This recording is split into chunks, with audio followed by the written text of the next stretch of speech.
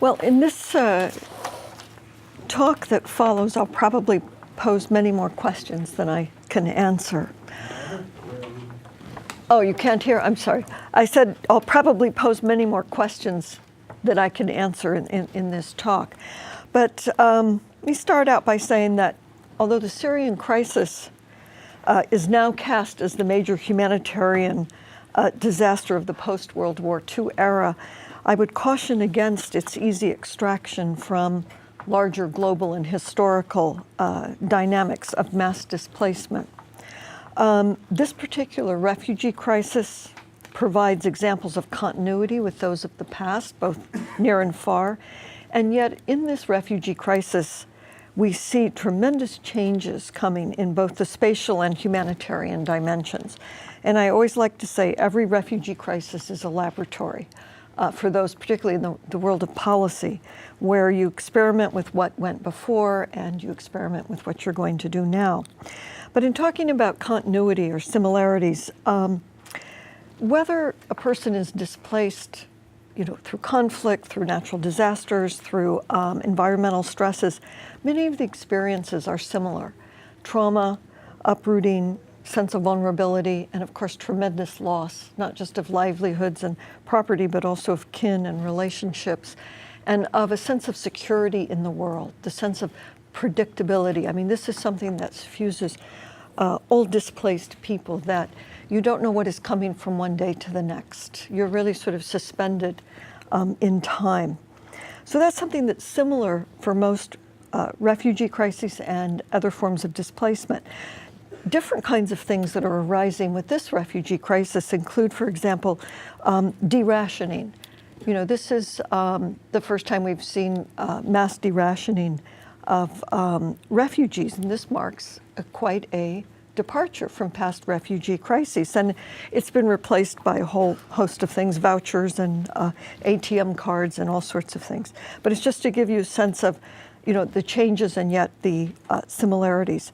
What is new is the conscious, purposeful sort of move away from the refugee camp as a device of containment and site of humanitarian interventions, to one where we're really seeing what has been described just now by Maurizio, prolonged, very harrowing flights through multiple states with varying levels of reception, of interdiction, of the granting of asylum.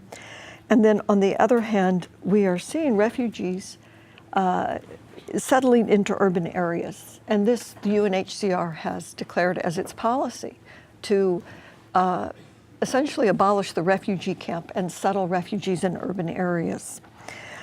Now, this framework of continuity and change, I think, brings into sharper focus a few of the things I'm going to talk about today, which include mobility and immobility, containment, and refugee creativity and resourcefulness, which I think Jonathan's piece brought out so beautifully.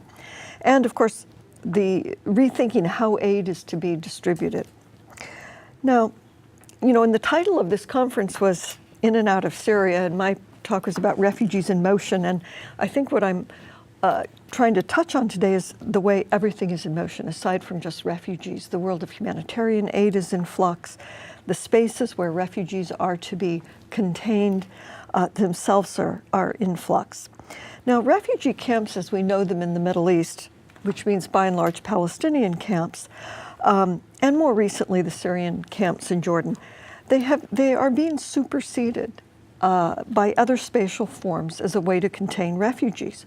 So the question I think those of us doing research might start posing is, what kinds of spaces are crystallizing for the displaced? Ones that are imposed on them, and also ones that they themselves create. On the one hand, we find detention camps, transit and asylum centers in Europe that serve as spatial devices and political technologies to control refugee mobility. These are also deterrent factors. And because I've been working with refugees for a long time, I have that historical memory, and I like to do comparative thinking. Deterrent spaces go way back to the 70s and 80s in trying to deter people from leaving Vietnam and come to the U.S. Deterrent camps in Hong Kong, very much set up on a military model, and the message was, don't come here. Okay. Now, and we see increasingly the privatization of detention centers, sort of following, what we would loosely call a neoliberal model, with ensuing miserable conditions. Refugees, of course, are very eager to avoid these places. They do all they can to stay out of them.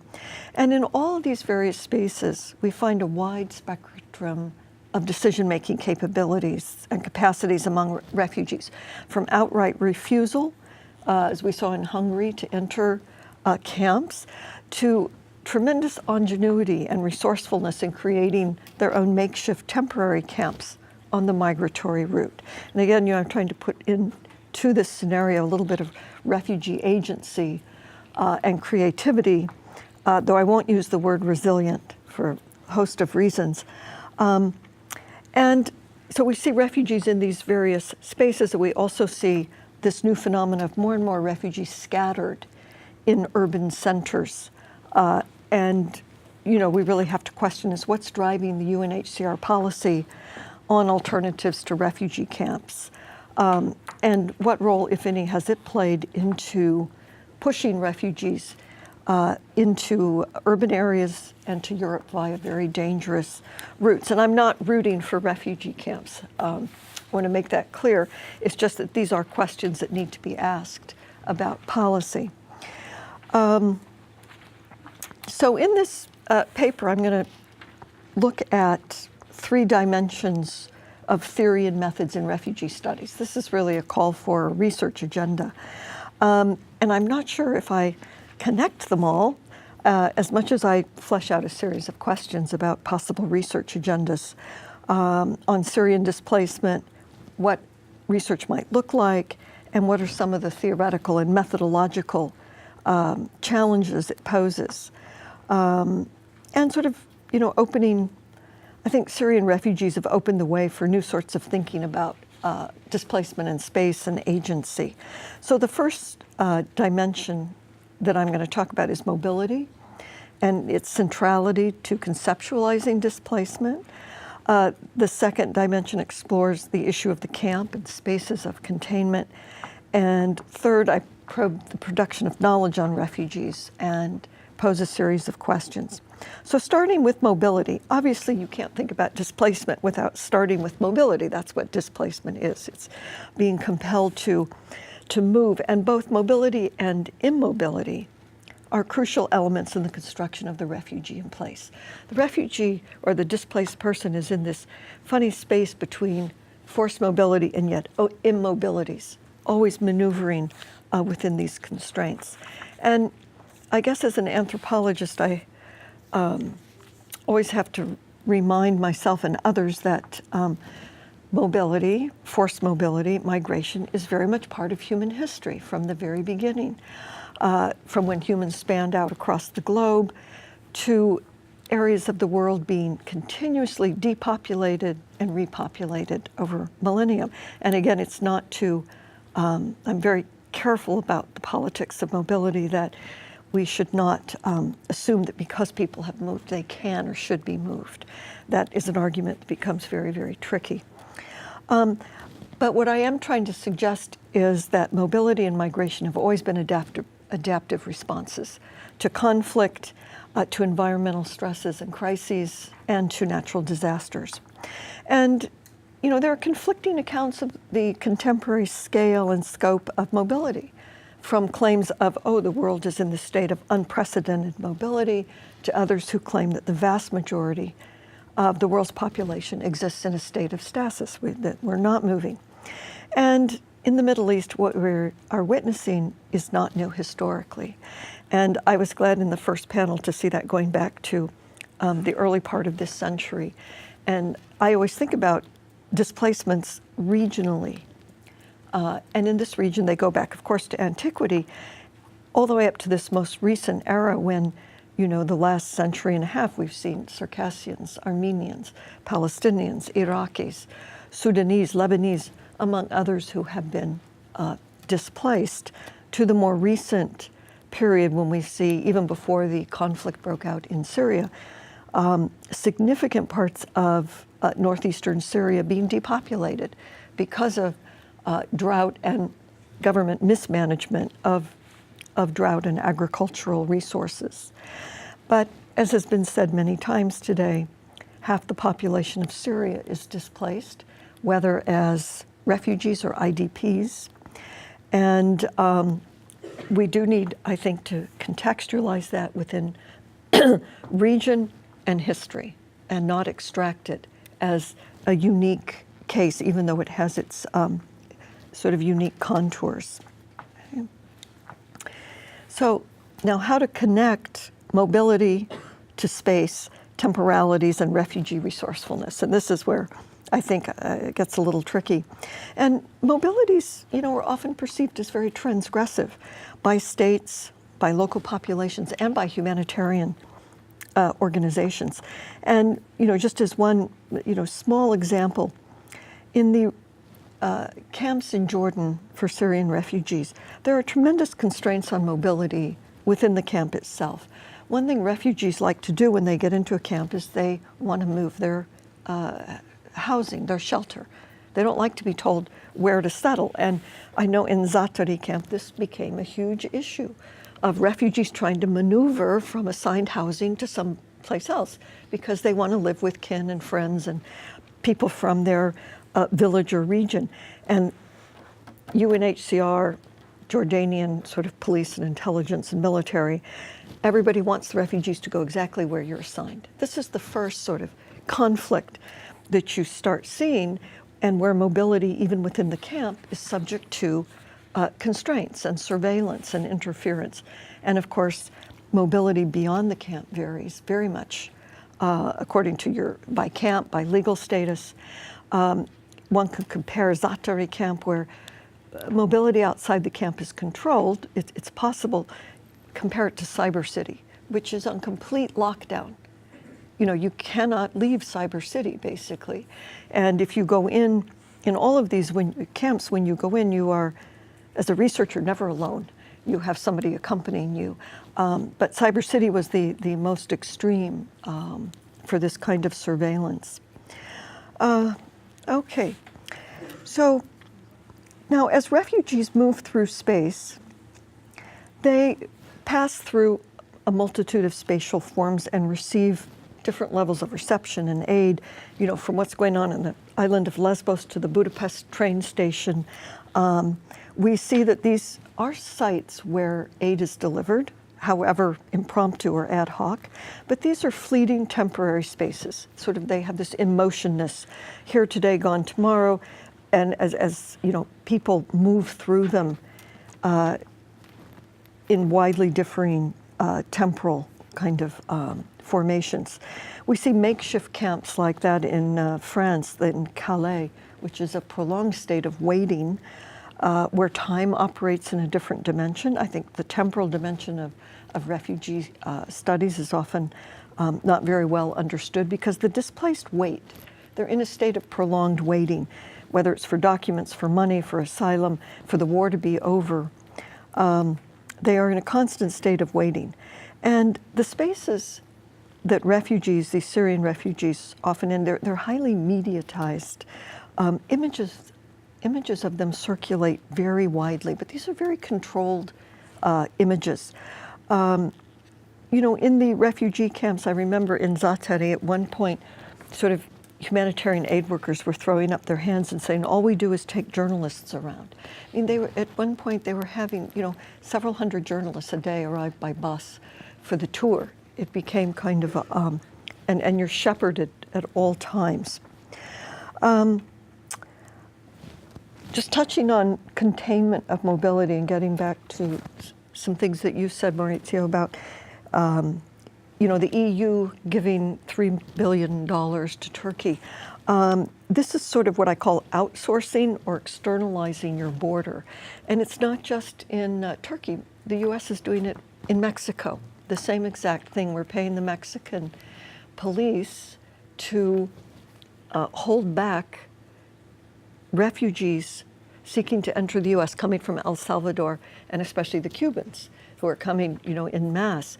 So this kind of outsourcing or externalizing of the border is comparative work is really helpful here. Okay, so moving on to space, some have called this the age of the camp. Others have cast the camp as the nomos of the century, but I think a better description of the century would be that of expulsions, forced mobility, and risk as people are on the move. Now, globally, only 40% of refugees reside in camps. That still is a significant number of people. And in Jordan, only 20% of Syrians, maybe even less, are in the camps. And camps themselves are increasingly modular, confining structures. If you see the camps, the visuals, or you visit the camps in northern Jordan, using the pods, these are modular camps. They are like IKEA camps. You get a kit and you can set up this housing in a few hours and you can undo it just as quickly.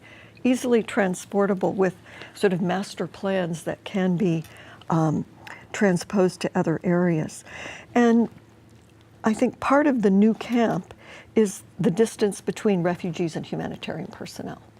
And I should have brought visuals with me, but the real distinction between aid and the refugees, where even the line of sight is blocked through sort of barriers, and interaction is blocked, and of course heavily policed. And because I worked in Palestinian camps for many, many years, very different situation, but I cannot always help but compare those camps with what we're seeing now. But in any case, I do argue that we can, or we should, seek out the family resemblances between proliferating spaces of containment and forms of governance, though each refugee case is distinct spatially, economically, in terms of governance, and of course for the experiences of those who reside in them. But containment does form a field of analysis, bound together across time and space. And I think our task is to flesh out the theoretical and experiential components of this field of analysis. And I've argued elsewhere that we really need to disaggregate this concept of the camp. The camp has come to mean everything and nothing. Everything from a concentration camp in World War II to transit centers. And the concept can become a little too big. And I think we need to keep the concept of camp, but look for the family resemblances. And in particular, look at intent and experience. What is the intent behind a spatial device and how do people experience them? And I argue camps have life histories. We need to be writing biographies of camps because refugees take the camp and they imprint their own sort of cultural and social world on them. And again, that's part of the in motionness. If we see history, of course, is always in rapid movement. And that, I think if we give camps biographies and a history, that we can challenge this notion of bare life that has been appended to camps and go beyond it and seek the way refugees imprint the camp with their own forms of community, mobilities, social relationships, creativity, elements of creativity that take shape in the camps and give camps an identity. Camps have identities. And if we do that, I think our theoretical stances might become a little more complex and intricate. And I won't go too much into urban here. I was going to say a few words about urban. There aren't really urban settlements because refugees in many of these urban centers are scattered. But when I first went into Zaatari camp, I remember this sort of now well-known UNHCR field coordinator, Killian, everybody just knew him by his first name. I remember he declared, well, Zaatari is going to be a city. And I thought, what's he talking about? Zaatari is out in the middle of sort of nowhere. And I didn't understand what he meant by this. And now I do, reading up more on UNHCR's Alternative to Camps, which calls for avoiding the establishment of refugee camps whenever possible. And I think it was understood this was these are now supposed to be emergency devices. And 5 years later, of course, it's not really an emergency device anymore, but it is supposed to become a city anchored to the local community. And indeed, the population of this camp now at around fluctuates between 80 and 100,000, does raise questions of what is the urban and how do we define the urban and when does a camp become urban. But basically the UNHCR policy to dilute camps was to reduce care and maintenance. That means funding, okay? But it was also accompanied by this whole lexicon: self-reliance, self-sufficiency, and resilience. These are the key words, okay? And this is the neoliberal conceptualization of the refugee, that they can be made self-sufficient, self-sustaining with a minimal amount of care and maintenance through cost-reducing devices. Okay, I think I have, 5 minutes?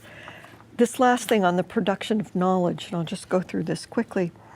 I think some in refugee studies kind of got overly caught up with this notion of bare life, reading a lot of philosophy, Agamben's notion of bare life. And there's this small but significant body of literature on refugees that has a lot about Agamben, but no refugees. Okay, again, it's taking the people out of the camps. Refugee camps were sort of vacated of people in this quest to understand bare lives. It was space with few subjects, whether they were the refugees or humanitarian actors. And when I looked at this literature a little more carefully, there were very few references to any ethnographic works on refugee camps, which do exist. They are out there. I don't think people read them. And I made the argument in the piece that I gave to the Journal of Refugee Studies when they asked us to write on camps within the Agamben notion of bare life. And I thought, why do we have to confine ourselves to this? It was this point of departure, and most of us wrote against it because I think we felt at the time we just needed to move on. And I said, ultimately a divorce between theory and some sort of empiricism and ethnographic work just leaves us spinning our wheels. And, I looked at camps and spaces of containment and refugee, sort of the spaces they create as hyper-political settings and atmospheres. So in any case, I suggested we gently move beyond bare life and get into ethnographies and comparative historical work, empirically grounded research to build theoretical frameworks. I suggest comparison that is trans-regional, historically grounded, that highlights similarities and differences, and this way it works to de-exceptionalize particular refugee crises and locate particular histories in more expansive fields of analysis. Looking for parallels and distinctions, but also systemic processes. Again, that retaining those family resemblances. And as I concluded this paper, I, again, sort of made the advice that I hope when we look at the Syrian case, we also read carefully about Iraqi refugees and Palestinian refugees and, what the policy wonks even call lessons to be learned. Because much of what, I think much of what informs refugee policy these days in the Middle East is that dreaded thing, which is Palestinianization. The long-term camp, the camp that becomes militarized, the camp that becomes a space of political organizing. And this is what the intelligence world is so eager to know and so eager to intervene in these camps was, how are they politically organizing? Who's in charge? Who's the leader of this area? And who are they aligned with? What are the alliances based on? These were the questions they want to know. So they certainly see these places as hyper-political. Okay, so just to conclude, I set out a few items for research, which not really connected, but basically calling for as much as one can within the constraints, ethnographic grounded field work with refugees. One thing I think that was problematic on Syria, because I went into Zachary and the other camps there, and nobody had any baseline data on Syria, on who these refugees were, where they came from. And I'll give you an example. I thought it was kind of a silly question, but everybody wanted to know, is early marriage happening? Okay? They were obsessed with this question. And finally, I said, well, how do you know what the age of marriage was in rural communities in Syria before this? And you find people asking questions without having baseline knowledge. I mean, it must be there somewhere, but they're more focused on the sensational kinds of things. I think derationing and the public-private partnerships that are taking place around camps are really, really interesting. Generational differences, which we've touched on here, which I know from work with Palestinians that exile, forced displacement really disrupts generational patterns of authority and knowledge, this sort of thing. And then the last question I think we're going to need to ask, among many others, is how is return envisioned? You know, what is return going to look like to a space that's so near complete destruction? I mean, the level of destruction is so phenomenal. Do people want to go back? What do they want to go back to? And the other thing is the question of what do you do with about accountability? You know, truth and reconciliation commissions. Are you just going to have amnesia, like Lebanon did, where you just kind of everybody go back to sort of what they're doing and nobody's held accountable? Or is there going to be that sort of reckoning? So those are just some of the questions among many that I would pose. Okay, thank you.